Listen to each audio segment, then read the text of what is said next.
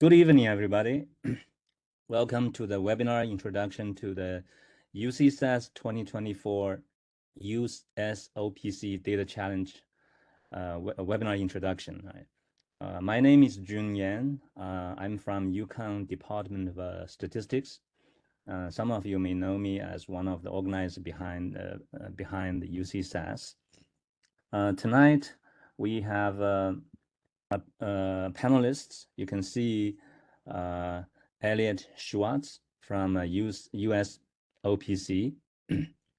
and Brian Macdonald from Yale Statistics and Data Science, and Zefang, who's my PhD student from UConn Statistics, and he's also the person who prepared the GitHub repo. Tonight, our agenda, we have a few items. The first one, Elliot will give an overview introduction to the competition. And then, since Brian is on the train, and Elliot will then give the introduction about the judging criterion. And then last, I will show a submission template, which is also part of this repo. And hopefully all these three items we can be done in 30 minutes, and we can leave the last 30 minutes for open questions and answers. All right. Elliot, you want to start? Sure, June. Thank you. If you could just stop sharing, then I'll share my slides. Perfect. All right.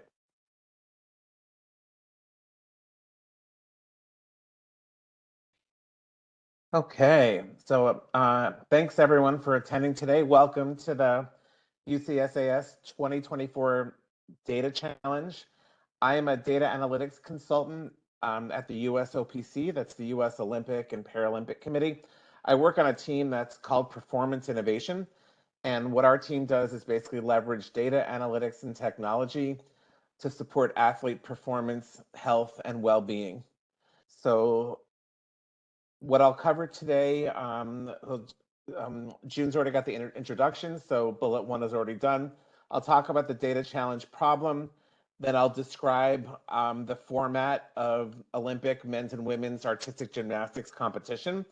So I'll talk about like what the typical like sequence of competition days are, how many medals are available and what they are, some things to consider around team composition. I'll talk a little bit about the data sets, and then I'll just remind you of some timelines and important dates that are also on the Data Challenge website. And then after June talks about his part, then we'll get into some questions from all of you.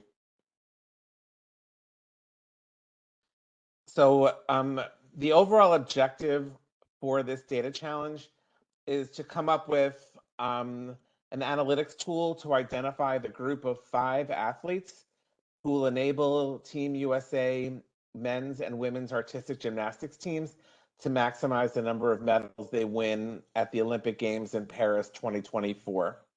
So the men's team can have 5 athletes, the women's team can have 5 athletes. And they compete separately. The analytics part of it is for you to develop a model that can be used to identify and compare the expected medal counts with various possible combinations of the 5 team members for each gender. The specific number of medals differs between men and women. So in the men's competition, there are 8 medal events. One is the team all-around. One is the individual all-around. So I'll get into some details about what these mean. And then there's individual apparatus events, or sometimes called event finals. For the men, there are 6: floor exercise, pommel horse, still rings, vault, parallel bars, and high bar. And you can see I put in parentheses a 2-letter acronym or 2-letter symbol for each apparatus. And these are the symbols that you'll see in the data set to identify the apparatus on which the particular score was achieved. In the women's competition, like the men, there's a team all-around and an individual all-around, but the women only compete on 4 different apparatus. So for their event finals, there's vault, uneven bars, balance beam, and floor exercise. So the men and the women have vault in common, and they also have floor exercise in common, although the women's floor exercise has music and a lot more dance elements than the men's version of the floor exercise, which has no music. So here's an illustration of the schedule of the competition for Paris, because unless you're a real gymnastics fan, it's probably an unfamiliar format for you. So at the top, what I've shown is, so this is the actual schedule for Paris. So on the July 27th and July 28th, you see empty circles, and that indicates that there's competition, but no medals will be awarded. You can also see that in the spreadsheet below, where you can see on the 27th and 28th, there's Qs, which means qualification events. And again, so no medals will be awarded. And then on the 29th through the 1st, there are medal events. So on the 29th and the 30th, you have the men's team all around and the women's team all around on the 30th. Then on the 31st, you have the men's individual all around competition. And on August 1st, you have the women's individual all around competition. And then from the 3rd through the 5th of August, you can see there are event finals or apparatus finals competitions, and they have events for them. They have 2 events for the men on each of those days, and you can see there's 2 events for the women on the first day, the 3rd, and then 1 each on the 4th and the 5th. Okay, so the competition stretches out over more than a week. It's you can see it's spread over 10 days. So some gymnasts could be performing routines as many as 4 times over the course of a competition. All right. We have the World Championships coming up. So Antwerp, Belgium is hosting the 2023 World Gymnastics Championships. And if you want to get a good idea of the competition format for the Olympics, you can follow the 2023 World Gymnastics Competition. So it follows the same format as the Olympics, where there's some days of qualification. World Championships allow more athletes than Olympics, so the qualification days are actually stretched out over 3 days instead of 2. So it starts off with the men, and then the men finish up on the morning of day 2. That's October 1st. And then the women start. And then on October 2nd, the women finish up their qualifications. And so there are several what they call subdivisions in each of those qualification sessions, and countries are randomly assigned to subdivisions. So like Team USA men and Team USA women will be competing in a randomly drawn subdivision on, the men will be on one of those, either the 30th or the 1st, and the women will be either on the 1st or the 2nd, trying to qualify for the team finals. So you can see again, like with the Olympics, there's team final, then there's men and women have their individual finals. And in the case of the World Championships, the apparatus or the event finals are over 2 days instead of 3. But it's a good way to get a sense of how a gymnastics competition runs. And Liverpool hosted the World Championships last year. So if you're interested in looking at the results of a competition that's already occurred, they also use the same format as what's going to be used in Paris and what's going to be used in Antwerp this year. The only exception was that the women went first. So the women did their qualification and then the men. The women did their team final and then the men. The women did their individual all-around final and then the men. And the event finals were done in a similar way to what you're going to see in Antwerp this year. So in terms of some more details about the format, so both at the Olympics and at this year's World Championships, in the qualifications, the format is known as 5-4-3. So each country can have 5 team members. And then, well, each country that's qualified a team to compete has 5 team members. And the format is known as, it's 5-4-3 because it's 4 up, 3 count on each apparatus. So out of those 5 team members, 4 of them can compete on each apparatus, and the top 3 scores are added together and they count. So that qualification is really critical because it basically opens the door to everything that comes after. So in the qualification, the teams are trying to qualify for the team all around, and then individual athletes are trying to qualify for the individual all around and for the individual apparatus finals, or what's called event finals. So those qualification days are really critical to what comes afterward. So in the team all around, the top 8 countries qualify, and the competition format in that team all around, or what sometimes they call team finals, is 5-3-3. And you may also hear it called 3 up, 3 count. So it means for among the 5 team members, only 3 can compete on each apparatus, and every score counts. So it's a little bit in the qualification, the teams get a little bit of insurance, or a little bit of a cushion, because they can drop their lowest score. In the team all around finals, there's no such opportunity. Every one that goes up counts, even if they score a 0 or score something really low. I mentioned the qualification also dictates who competes in the individual all around. So the requirement is that athletes have to compete on all apparatus in the qualifications to qualify for the individual all around, because that's the only way that you can have an all around score. 24 athletes will qualify, and it's a maximum of 2 athletes per country. So that's true for both Paris and Antwerp World Championships this year.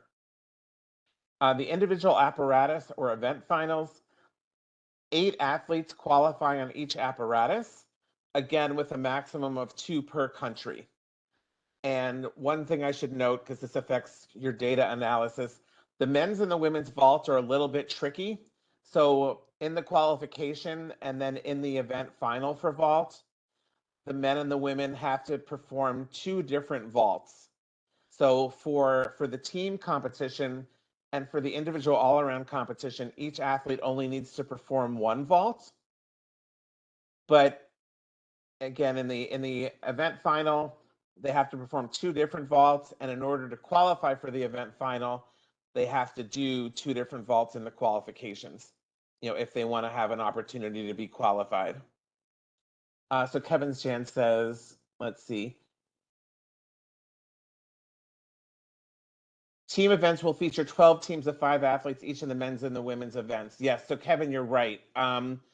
12 teams, so for Paris, 12 teams are going to be able to compete in the qualifications, but then in the team all-around final, only the top 8 countries will qualify. So yeah, thank you for noticing that. Thank you for reading it in such great detail. And I apologize for any confusion there. So it's 12 teams, 12 full teams in the qualification and in Paris, and then top 8 qualify. Thanks, Kevin. All right. Next slide. So just I'm mentioning some details about what happened at the Tokyo 2020 Olympics, which actually took place in 2021. They had a different competition format, and so in case you decide to use data from the previous quadrennium, which was actually 5 years long, so 2017 to 2021. I'm just providing some details here about that format. It was a format that was only used in Tokyo, and it wasn't used before, and it's not being used after. So each team had 4 team members, but then each country, in addition to those 4 team members, they could also have 2 individual athletes who were not able to compete with the team. So in the qualifications, it was a 4-4-3 format. So all 4 athletes could compete on all 4 apparatus, or sorry, all 4 athletes could compete on all apparatus, with only 3 of them counting. So again, it was 4 up, 3 count. The 2 individual athletes representing a country who didn't count on the team results could also compete on every apparatus in the qualifications in order to try to qualify for the individual all-around and the individual apparatus event finals. So the team all-around, it was similar in that top 8 countries qualified, and it was 3-up, 3-count. It was just 3-up, 3-count from among 4 team members instead of 5. Individual all around, again, top 24, max 2 per country. And it included those 2 individual athletes. So like in the USA women had 4 plus 2, the USA men had 4 plus 1. And then finally, the individual apparatus finals. Again, it was 8 athletes on each apparatus, max 2 per country. And that again included the individual athletes who weren't counting as part of the team. So if you like, the reason I'm describing this is if you want to try to validate or test any models you develop using Tokyo Quad, so 2017 to 2021, then it's important to understand that's the slight differences in the competition format. So team composition, I'll talk about that for, again, for Paris and Antwerp, it's a 5-person team, no individual competitors. So some things to consider in the team composition, and the reason why we're asking you to complete this project for the data challenge. One thing to consider is whether the right, and every country can have its own strategy. Is it best to put together a team of what we call all-arounders? So people who typically compete on all apparatus? Or is it more advantageous to focus on event specialists? So people who may only compete on one event or may compete on some subset of the full set of events? Or do you want a mix? Do you want a mix of all-arounders and event specialists? Another thing to consider in optimizing or maximizing the total medal count for Team USA is, do you try to create a team that maximizes your team score so that you optimize for a team event medal or not? Like, when is it advantageous to focus on a team of individual stars or people who are good at maybe a subset of events in order to maximize our medals if we're not so likely to win a team medal? And so I'm showing, like, here's an example from the 2022 World Championships, so last year in Liverpool.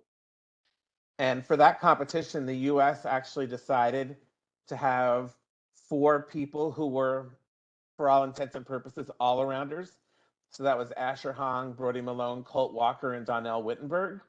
And Steven Nedorosik is a pommel horse specialist. So he only competed on that event in the qualification and then also in the team final. And so that was a strategy the US used because Steven had the potential of having a very high score. Like, you can see his score in qualification was almost 2 points higher than anyone else on Team USA. Unfortunately, in the team final, he didn't do as well. And so that gamble didn't quite pay off in the team final when the medals were really at stake.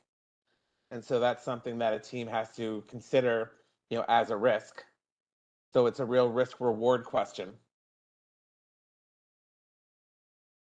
A little bit of detail on the data sets that Zefang is putting together for us. So if you go to the GitHub, there are 2 main data sets, and we're separating those data because we want to make sure you don't try to combine them, because they're data from different quads. As we talk about quadrennium, like the period of time leading up to an Olympic Games.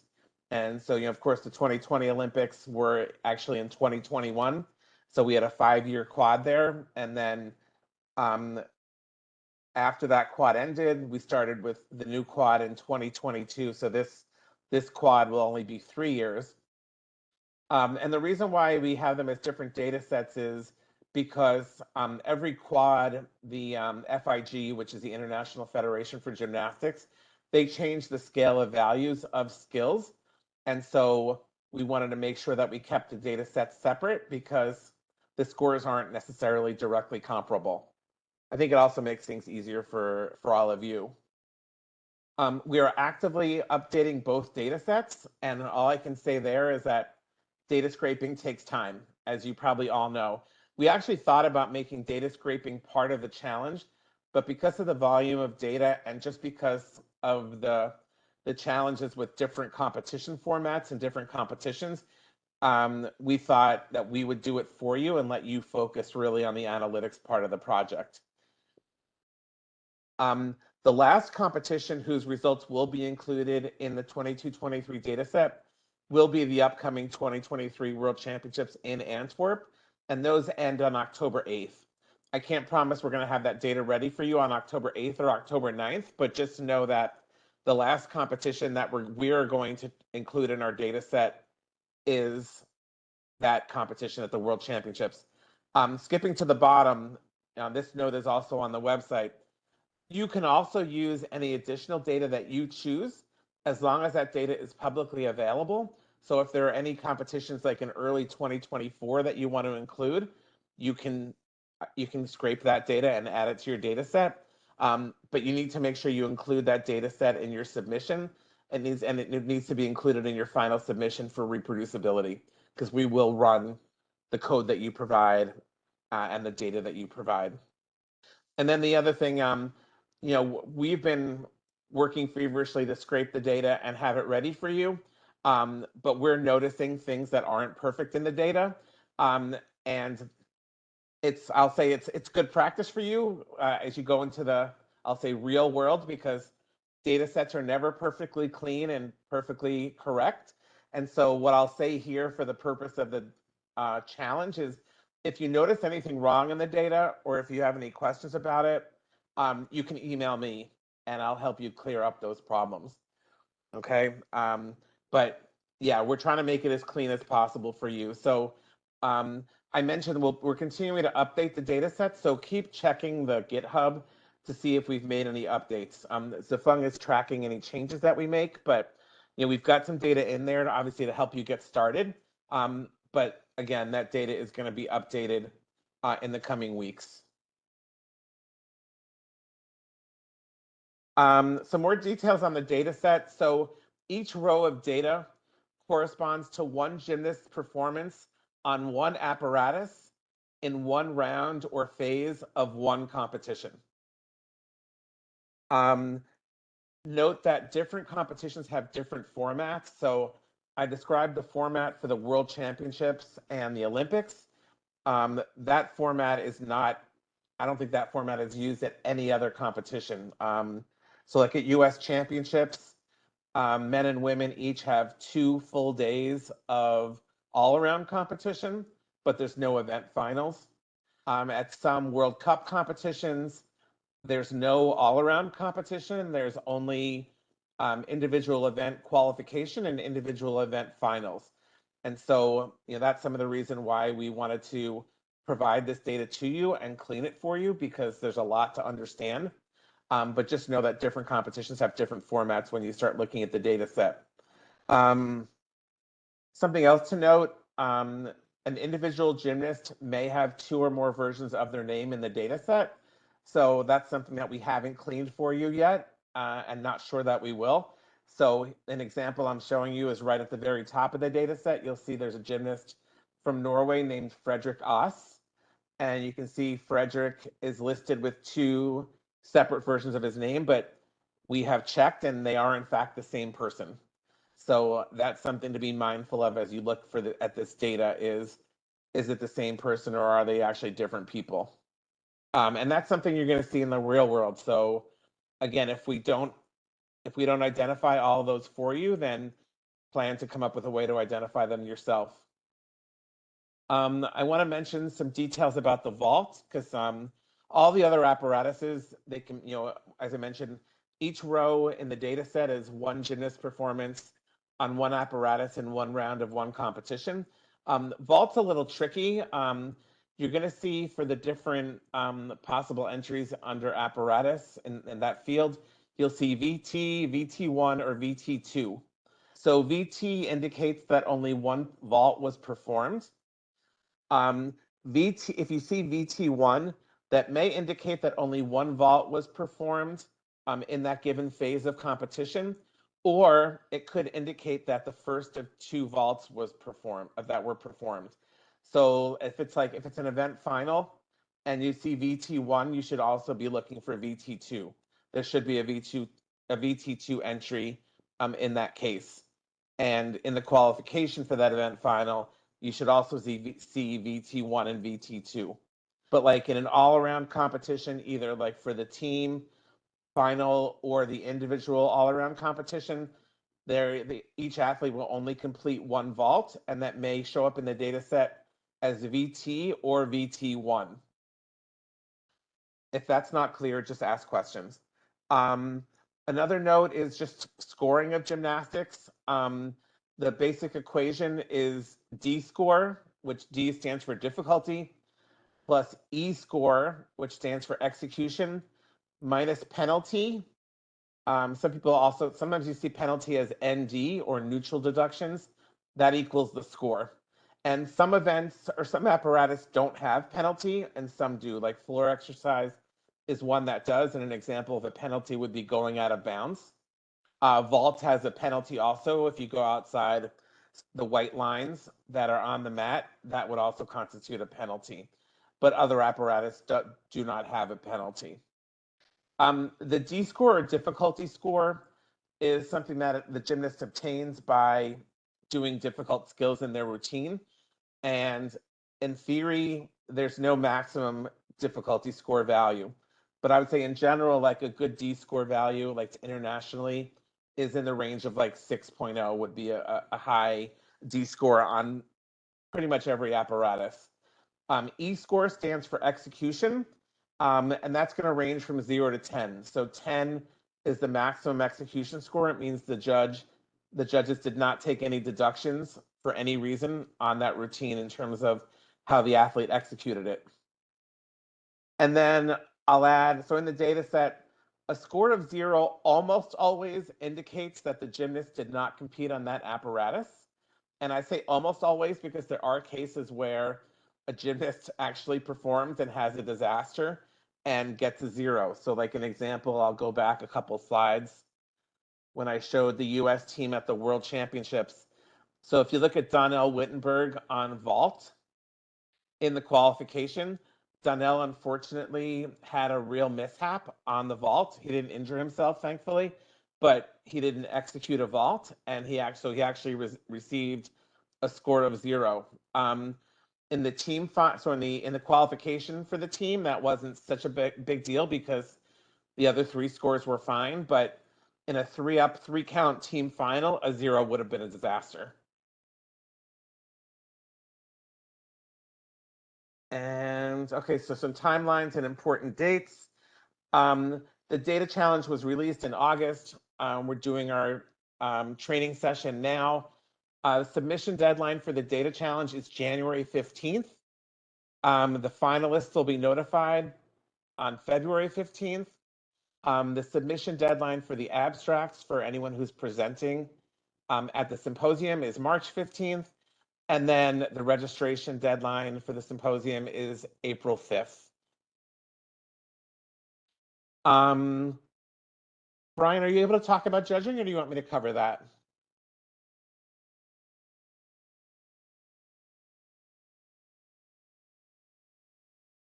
Okay, I'm not hearing Brian, so I will cover the judging. So we will have a panel of judges from across academia and sports, especially USA Gymnastics. They'll judge your submissions based on the following criteria. So one is the originality. How original is your analysis? Certainly we want you to produce a tool that's very useful to the USOPC and to USA Gymnastics. So the question is, how applicable is the analysis? So the applicability. How appropriate were the methods used to analyze and model the data? And then finally, how well did you communicate your findings? And communication, includes multiple forms. It's both your written text and your visualizations. How did you use facts, data-supported narratives, anecdotes, etc., to support your storytelling? Okay, and I guess communication could also include how well you comment in your code, because that's something that's very important to understanding how you did your project, how you executed it. All right, June. Okay, so that's questions, but I'm going to let June take over now, and then we'll get to your questions. So again, thanks so much again for attending today. It's really a thrill to see so many of you interested in this project. Thank you, Elliot. participants, if you have questions, please post your questions in the Q&As. And Elliot, you can go through the Q&As, and after I give a brief demonstration of what we expect in submission, and then you can start answering questions. Let me share my screen.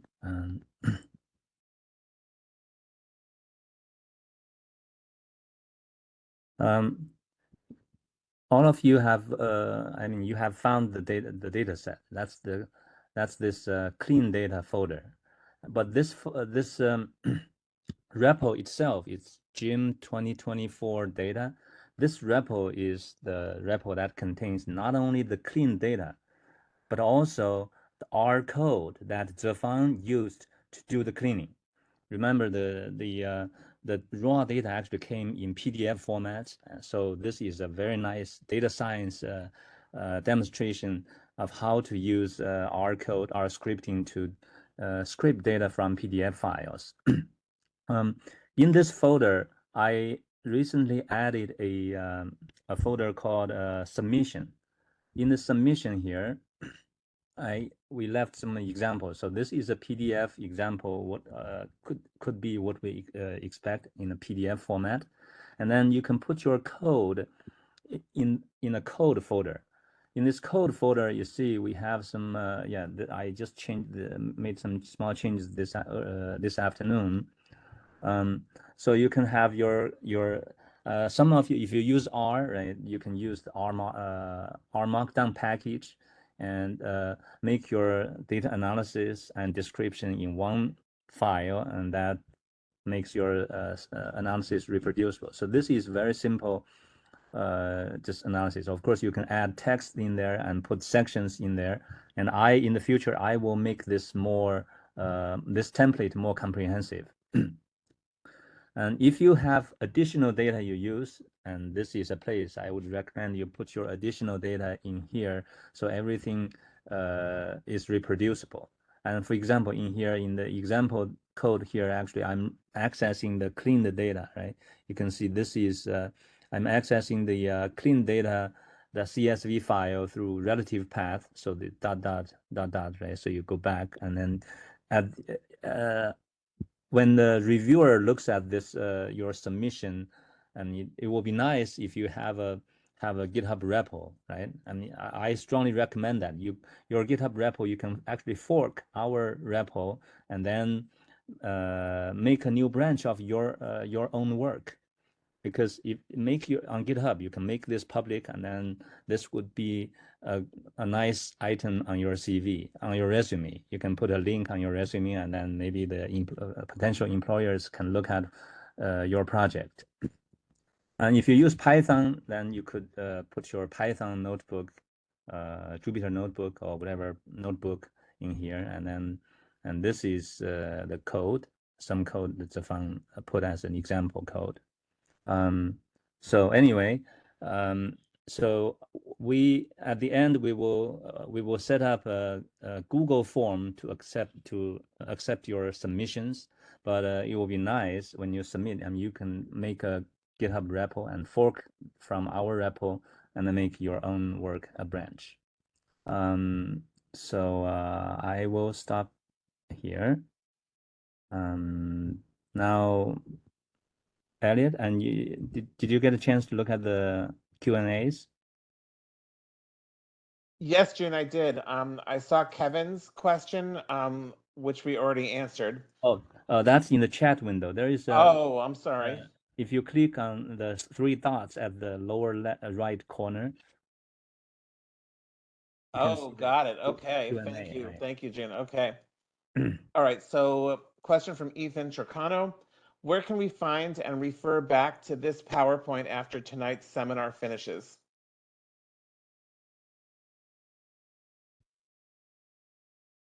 So I think that's a question for you, June. Oh, I you already answered it. All right, you already answered. You see the slides and video recording will be made available on the website. Great. Yeah. Okay, Sankhya asks, okay, didn't get what the all-around means. And so June answered that. Okay, so it's one athlete performing on all apparatus. So I'll explain a little bit more, Sankhya. So team all-around means the team competes on all apparatus, right? And in the qualification, I mentioned it's the 4 up, 3 count. In the team final, it's 3 up, 3 count on each apparatus. And in the individual all-around competition for those 24 athletes who qualify, each athlete performs on each apparatus once. All right, Warner Gephardt asks, is the qualifications to qualify for the Olympics or to qualify for the finals of the Olympics? Yeah, great question, Warner. So when I'm talking about qualifications here, what's happening in Antwerp or what's happening in Paris, it's qualification within that competition in order to qualify for the team all around, the individual all around, and the individual apparatus or event finals. Warner, does that make sense? Go ahead and type in the Q&A if that makes sense to you now. Okay, Warner says thanks. Yeah, awesome. Okay. Next question. Harper asks, will all data be posted on the website? So all data for the competitions that we're providing, and the last one is the 2023 World Championships, will be posted in the GitHub. But as we mentioned, if there's other data that you can find publicly, it's publicly available, you're allowed to scrape and use that in your project. Joanna Mock asks, if the athletes have similar execution scores, difficulty scores, and performance history, does Team USA consider Olympians defending their titles? Joanna, that's a great question. I would say, for the purpose of this analysis, I would say no. I can't say that would not necessarily be considered in a committee's decision, but I don't see how we could, well, I guess you could account for that by saying, are they a former Olympian or not? I guess I'll leave that up to you if you want to try to consider that, but I would say I can't give you a clear yes or no on that one. It is one of the many tricky aspects of Olympic team selections, though, so it's great that you're thinking about that. Joshua Dweck asks, in events with 2 vaults, how much time is allowed between a competitor's vaults? Joshua, great question. I'm not sure. There may be a rule around how much time is allowed. Well, actually, thinking about gymnastics, like the way gymnastics works is the athlete basically has to be ready to perform, and like between the vaults, I think they're given a reasonable amount of time to go back to like the starting point for the vaults, like where the run up would start. But there's a screen facing them, and typically the athlete is ready before the judges are ready. The judges will give them like a green light when it's okay for them to go, and then that's where they do their salute, and then that's when they perform the vault. So I'm not sure that there's any rules around how much time is allowed, because it's typically dictated by how quickly the judges get their job done. Okay, Anusha Bott asks, should we be developing a model that can predict medal counts for different combinations of athletes, or should we be picking 5 specific athletes to send? So Anusha, what I would say is certainly the former, like you should be developing a model that can predict medal counts for different combinations of athletes. But then when part of what we'll be interested in seeing is like, what is your rank order of different possible combinations in terms of the number of medals that can be achieved, including, who would be the best team of 5 based on maximizing medals. Anusha, please let me know if that answered your question sufficiently. Let's see. Okay. All right, we'll check on that later. Let's see where I was. I'm just scrolling back up. Okay, Harper Wong asks, for the presentation, should one group present the final report, or just one person will do the presentation? All right, so June, that's a question for you.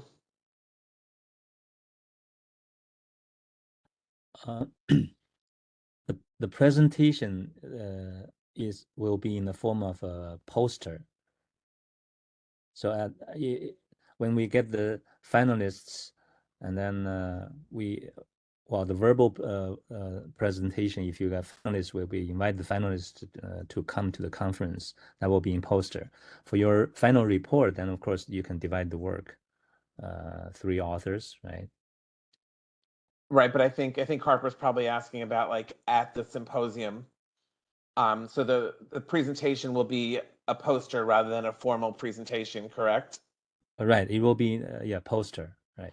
Okay, and then how many, so if there is a team of students, how many of those students will the symposium pay for, and how many can the team have maximum? Oh yes, good. We pay for 1 presenter. Yeah, we have limited funding. We would like to pay all, but we have limited funding. Yeah, Right, but the team can choose to have other members to traveling come. as Yeah, well, correct? yeah, on their own expense, right? Yes. Exactly, and also could participate in being at the poster, right?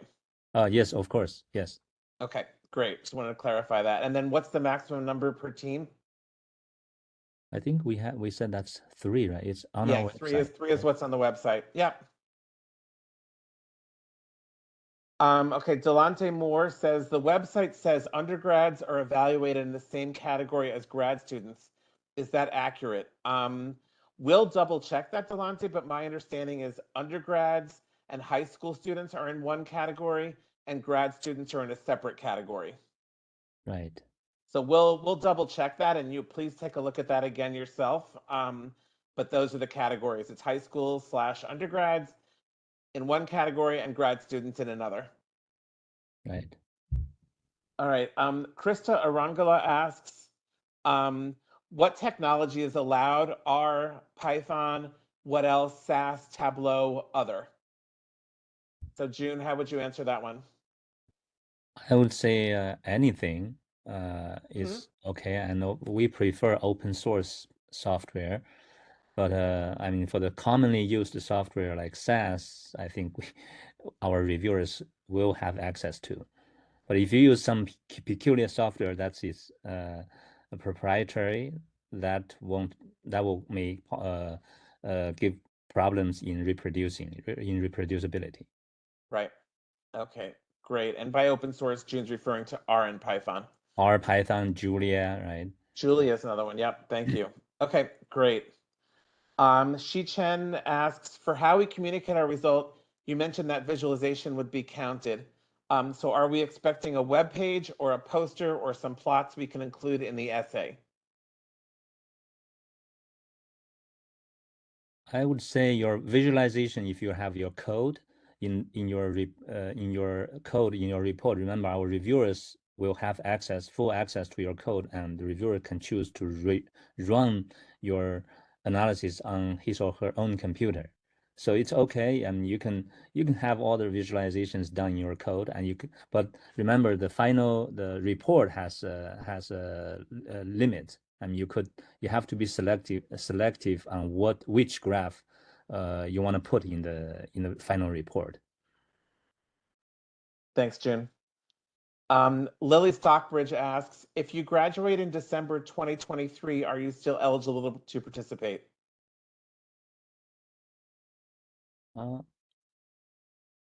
That's a good question, right? I would say yes, right? Yeah, I vote yes.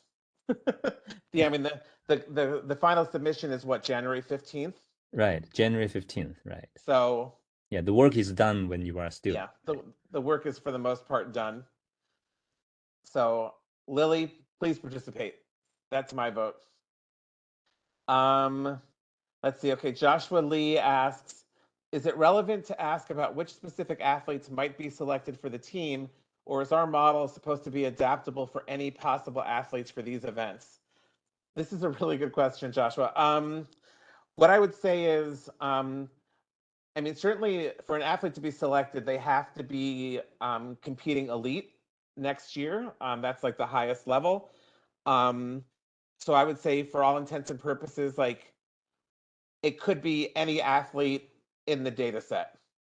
That's what I would say. Like, if you don't see them in the data set, or I guess if you scrape them into your data set, then you could consider them. But I would say in order to consider them, we're going to have some data on them. So I would say it could be anyone who's in the data set. So I would say, yeah, your model should be able to adapt to looking at all like combinations of 5 athletes from among whatever number of Team USA athletes there are in the data. Okay, Eric Gerber asks, for the team medals, is the final score the sum of all team members? And is there a medal for each apparatus, or does one team medal for all apparatus? So, okay, great question, Eric. So in the team, so there's only one team medal. Or I should say there's 3 team medals, right, for the 3 countries who finish at the top. But there's only one like team medal event, and that's the team all around. The final score, so I mentioned the format in the final is 3 up, 3 count. So for the men, since there are 6 apparatus, 3 times 6, there are 18 scores that count, and they're all summed together. For the women, there are 4 apparatus, so 3 times 4, that's 12. So there are 12 scores that count, and they're added together, they're summed in order to determine the country's score. There is not a team medal for each apparatus. So just the one team medal for all apparatus. Okay, Omri Brewster asks, just to confirm, should our final project include 5 athletes from the women's team and 5 athletes from the men's team, or 5 total athletes in one group? Yeah, so Omri, it's a team of 5 men, a team of 5 women. They compete completely separately. So a lot of Olympic sports have mixed gender events now. Artistic gymnastics does not. So men and women are totally separate. So you'll see men and women in each data set, but the first thing I would do is pull them apart. Like there's no circumstance under which you'd want to consider men and women together. So they're completely separate. Let's see. Yeah, and the reason why we made this a project is like the same methodology you use for men can be used for women. The only difference is that the men have 6 apparatus and the women have 4. Okay, Nat White asks, is the goal to maximize medals total or maximize gold medals in particular? So Nat, that's a really great question. I would say I can leave that up to you. Certainly there is a desire for the US to win the medals table in terms of number of gold medals and to win the total number of medals. So I would say both matter. If I had to like pick one over the other, I would say maximize total number of medals. But it might be interesting to look at maximizing gold medals, and that could be something original that you add to your project. Excuse me, Elliot, you skipped one question. Oh, did I? Okay, whose question did I skip? This question from Sarah Lee. I noticed in the data for the men's, the rounds are qual, AA final, team final, final, AA qual, and AA. What is the difference between just AA versus AA final and AA qual? Oh, okay. So Zefang, could you answer that question for Sarah? Oh yeah. So I'll say first, I'm sorry there's an AA, but that was a mistake. I've already fixed that today. That if you look at which gymnastic have the round of AA, it only shows up in the Oceania kind of championships. So I fixed that today. So from now on, if you pull your report again, you won't see AA. There will only be like AA final or AA qual is not very common because in a lot of times the AA and the apparatus finals, they share the same qualification. So I just code that term as qual in general. So for now on, there will not be any AA as a So AA is no longer. So AA is no longer there, and I can verify that. I downloaded the data just before this webinar, and I see there's no more AA listed, or there's no AA in the round field. So thanks, Zefang. Thanks for taking care of that. Shivani Ram asks, what is the final submission supposed to look like in terms of our final results? So I know, so Gene, you talked about that a bit already. Is there anything you want to add to what you said already?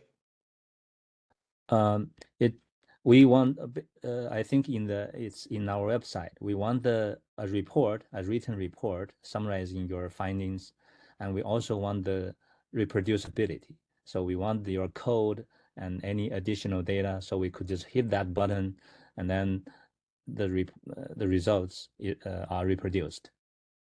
Excellent, thank you. And Anusha Bhatt, your second question, can you clarify what the final submission final submission content should be?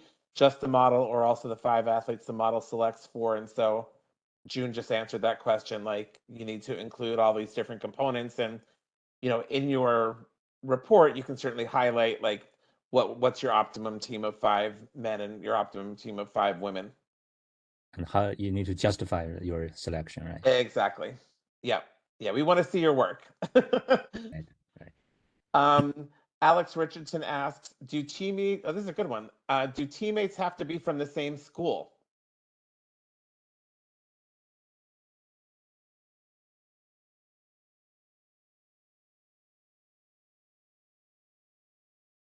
So like, could you have a team with someone from Stanford and someone from Samford? Could you have someone from Yale working with someone from Harvard? Is that allowed, June? This is, I think it should be okay. Yeah, I vote yes on this one too. Yeah, I think that would be cool. Yeah. Yeah, it's up to you. Eric Gerber asks, can there be multiple teams from the same university, assuming each team is made up of at most 3 students? Yeah, I vote yes on this one too. Of course. Yeah. Yeah, absolutely. The more the merrier, Eric. Yeah. And same thing to you, Alex. Like the more the merrier. We want to do everything we can to encourage participation. Yes. Okay. Evans Nyani asks, in the data set, there are instances where scores are missing for certain apparatus. Given the context of gymnastics, would it be appropriate to interpret missing scores as indicating that the gymnast didn't compete on that apparatus and thus replace them with zeros? So I would say it would be appropriate to interpret missing scores as indicating the gymnast didn't compete, but I wouldn't give it a 0. I would delete the record, right? Because you don't want, like, if you're calculating an average or a mean, which I expect everyone will be doing in some fashion, you don't want to average in a 0 if they didn't actually compete. So that's how I would handle that. I showed you the unfortunate example with Donnell Wittenberg. Like, he actually did compete a vault that received a 0. So that result should be in there. And that's why I say in almost all cases, a 0 or no record means they didn't actually compete. But I would not average in a 0 for any case except for Donnell's vault at the World Championships or any other case about that where an athlete actually earned a 0. But I think you might want somehow to account for that effect, and I don't know how to do that, but you might want to somehow account for that fact. Right? Yeah, I mean, again, in simplest terms, I would say ignore the record. Zefang, anything you would say about that? Oh yeah. Well, could you be more specific? Like, which kind of score did you see that have a NA in it? Like, is it from the just score or from D score or E score? So generally speaking, whenever you encounter an NA in D score in difficulty, that's like a that's most likely means that the gymnastic didn't participate in that at all. So I remember I kind of deleted all the records, all the lines that with a blank D score, because I try to eliminate all the record that didn't happen. But perhaps there's some remaining. But in a lot of case, that could be happening a lot for a lot of reasons. Yeah, I'll show you Zefang. I mean, there's actually quite a few records that have no scores. I'll share my screen and show you now. Okay. So if you look at, I just pulled it up in Excel and just quickly filtered on score, where it was blank. So you can see like all these records, most of them, there's nothing for D score, E score, penalty, or score. Okay. Yeah, I can be like 99% sure that this person doesn't complete that specific apparatus. But Okay. I'll check later. Also, one thing I would do too is that I will trying to like yeah, I have like this question like if you saw that there's some record with the difficulty score of 0, does that means that the he or she didn't complete the game? Yeah, I would say if you see if you see a difficulty score of 0, I would take that to mean that the again, in all cases but Donnell Wittenberg's vault at World Championships last year, I would consider a D score of 0 with no other information to mean that the athlete did not compete. Yeah, maybe I should just try to delete all the record. Yeah, let's work together on checking some of these records because I wouldn't want to pull out records that should be there. Like, we need to do some work on this. So Okay. everyone keep your eyes on the data set, like more to come, but this is a great question, and this is some of the data cleaning that we need to work on. And here's another example. A good one is if you see lines 1645 and 1646, so Brandon Briones from the recent 2023 US Championships, we only have a D score and an E score for him, but no total. And we can check why that happened, but he competed he did parallel bars on both days of competition, so he should have a total score. Oh yeah, that is probably an error that I've made in scripting. Right. Yeah, I'll So, check that out. yeah, and it looks like it came up at the 20. Yeah, I see it for Jackson Harrison as well at the US Championships. So, all right, so that's something else that we can clean up. So, Okay. Yeah, let's as move you on. can see, like data cleaning and data scraping is not easy work. So keep asking these questions if you notice anything that looks suspect, because we want to help you answer those. But these are the kind of things that you encounter in a data analytics project. Let's see. Joshua Dweck asks, I know quite a few elite gymnasts are going to college now. I know college has no difficulty scores, so how are collegiate and elite scoring related? So, Joshua, you are absolutely right on the women's side. Women are scored with the old 10.0 system where there's some sort of accounting for there's some sort of difficulty requirements that an athlete has to have to determine their so-called start value, which, whether it's a 10 or something less, and then the judge takes deductions. And then elite scoring is very different. So I would say there's really very little relationship because collegiate scoring in general is a lot more lax. And they're also even allowed, like in their landing position in tumbling, they're allowed a landing position that would be they're allowed to do a landing position in tumbling and receive no deductions for things that in elite they would receive deductions for. So there's a lot of differences. The men in college actually compete in the elite scoring system. So the men in college are actually competing under the system that's used internationally, but the women are not, and they're very different. Warner asks, should there be separate models for men and women, or should the model be the same? I mean, I would say this. So as far as analyzing the data, you want to keep men and women separate, but your approach to the problem, I mean, it's up to you to figure it out, but I would say the approach to the problem, I would start off with using the same approach to the problem. It's just the men have 6 apparatus and the women have 4, but again, I'd start off with the same approach and the same modeling methodology, but I would look at the results I get and then see if there's any good reason to change something. That's my tip. June, you want to say anything in response to that question? I agree with you. Okay. All right, great. Colton Smith asks, do all countries submit their team members at the same time? So Colton, this is a great question. The answer is no. Different countries will name their teams after typically their national championships or their Olympic trials, and different countries do them at different times. And so no, countries will not necessarily submit their team members at the same time. And even what you see for world championships right now, even within the US men announced their team of 5 and their alternate right after the national championships a few weeks ago. The women are having a selection camp next week to determine who the team of 5 at the World Championships will be. So even within the same country, we're not consistent. And then among all the other countries, they're not consistent. And what I see for World Championships now, so again, the US named their team of 5. Some countries have named their teams for World Championships, but they've listed 6 people. And one of those 6 people will be the alternate, but they haven't identified who that is yet. So it's not consistent at all.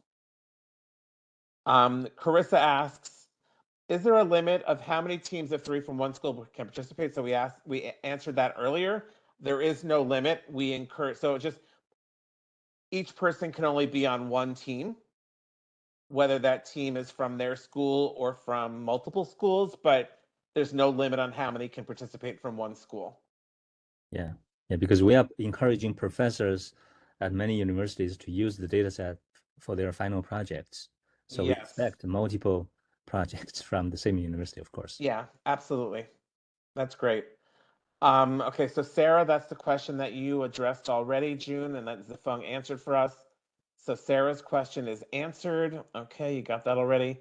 Yu Hong Zhang asks, will the scores of the Asian Games to be held from September 23rd to October 8th be included in the data set? Okay, yeah, great. Thank you for calling that out. That is the same time as the World Championships. So the answer is yes. We will include that in the data set as well. Okay, Sana Gupta asks, what is D score and E score in the data set? D stands for difficulty, and that's assessment of, so there's a code of points that comes from the FIG, that's the International Federation. They identify the difficulty of every skill that is executed, and the way gymnastics handles difficulty is they do it by letters, A, B, C, D, and so on, and an A is worth 1/10 of a point, a B is 2/10, a C is 3/10 of a point, and so on. So that's how the D score is accumulated. Vault, there's only one vault executed, so the given vault has a difficulty score. But for all the other apparatus, for women, the difficulty score comes from the 8 most difficult skills, plus points for distribution or element requirements. And for the men, it's the 10 most difficult skills, plus again, element requirements. And then there's also something called connection bonus, which involves connecting different skills together. And there are rules around that for each apparatus except for vault. E score is execution score. So that has a maximum of 10. And the judges with each athlete, regardless of difficulty, start at 10. And they're noting deductions throughout the routine for steps on landings and tumbling, any kind of form, like arms, legs, or anything in the body that's not correct. Like there's a lot of detail that the judges are looking for. So you'll like to get an execution score on vault, anything above, I'll say like 9 or 9.25 is quite good. On a lot of the other apparatus, like an execution score above 8.5 is exceptional, and above 8 is really good. Elliot, I think we are running out of time. Okay, do you want me to stop now, or do you want me to try to finish the question? Let's just try this question from Evans. Okay, but be brief. So let's see. Lewis asked, should our results include an alternate? That would be an element of originality in your project if you wanted to do it, Lewis. So if you come up with a way to do it, great. Evan said, we reviewed the data set titled Data 2017 to 2021, located in the GitHub. Among my preliminary examination, I observed the following with respect to missing data. Yep, so there are columns with some missing values. Penalty has missing entries. So I mentioned on a lot of the apparatus, there is no penalty. So it could either, so it either means they incurred no penalty, or so there could be there's no penalty on that apparatus, or they had 0 penalties. I would say the vast majority of routines have no penalties. Only vault and floor exercise. Yeah, vault, floor exercise. Trying to think if there's anything else. Yeah. I can't think of anything else that has a penalty, but there might be. I'll have to double check that. How is originality of the analysis judged? Brian, are you in a position to talk at this point?